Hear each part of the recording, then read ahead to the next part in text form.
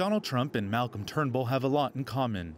Both are multimillionaires turned conservative politicians who strongly promote pro-business policies domestically and abroad.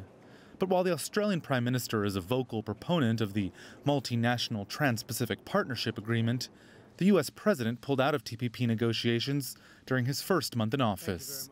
TPP was a very bad deal for the United States. It would have cost us tremendous amounts of jobs, would have been bad. But there's a possibility we would go in, but they will be offering us a much better deal. Australia and 10 other countries are expected to sign a revised version of TPP next month. The White House meeting on Friday came as the two countries mark 100 years of their, quote, mateship. Last year, relations between the two leaders at times seemed less than friendly. 8 days into office, Trump spoke by phone with Turnbull, reportedly berating the Australian leader for some of his policies, before cutting short, quote, a most unpleasant call. Then in July, Turnbull mocked Trump at a national press gala. Donald and I, we are winning and winning in the polls. We are winning so much. Not the fake polls, they're the ones we're not winning in. We're winning in the real polls.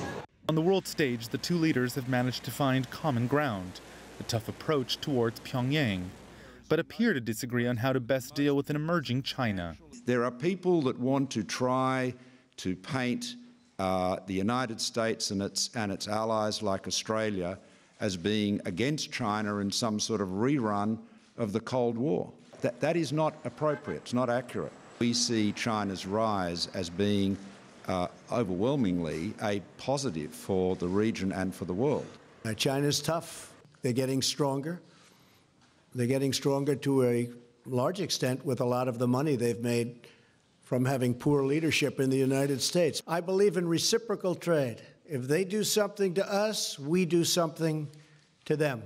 And then there's the military aspect. Earlier this month, Trump nominated a China hawk, the commander of U.S. forces in the Pacific, to be Washington's new ambassador to Canberra, a move seen in part as a message to Beijing.